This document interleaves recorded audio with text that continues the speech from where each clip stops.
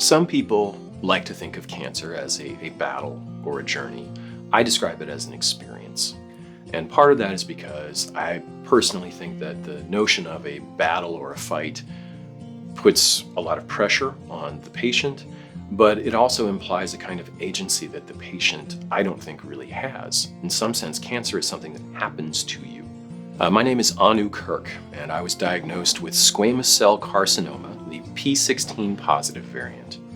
In December of 2017, I was shaving, and I tipped my neck back to get at the side of my neck, and I noticed that the lymph nodes on the left side of my neck were really swollen. I went to go see my primary care physician, and I said, "Hey, what's up with this?" And he poked at it with his finger, and he said, "Does it hurt when I do that?"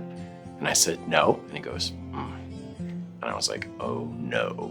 I went to the office on Valentine's Day, and at 8 o'clock in the morning, they came in and told me that I had throat cancer. And that was the day that my cancer experience began.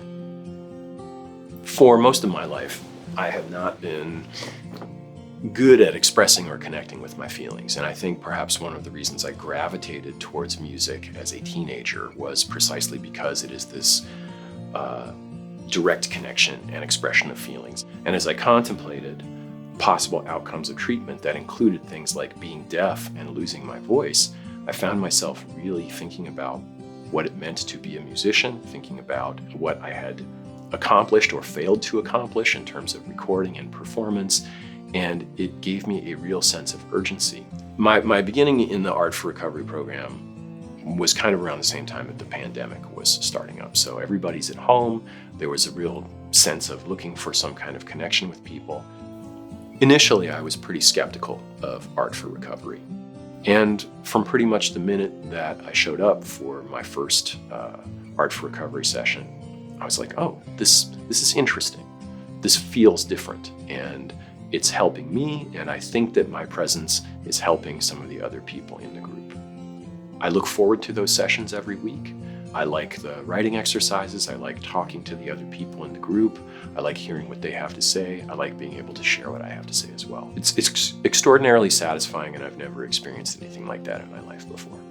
People should know that the cancer experience changes everyone who goes through it. Everyone. It obviously changes the patient physically, but also mentally and emotionally.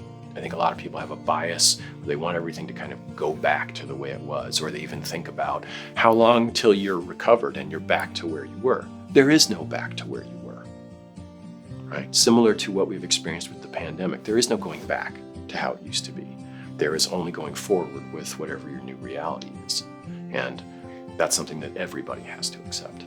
If I was sleepwalking through my life before, the cancer experience and Art for Recovery were part of this process of beginning to wake up or being jolted awake, and trying to combine that with more experience and knowledge about music and a willingness to be bold or try things in a different way that I hadn't before. Trying to sing more from the heart rather than the head.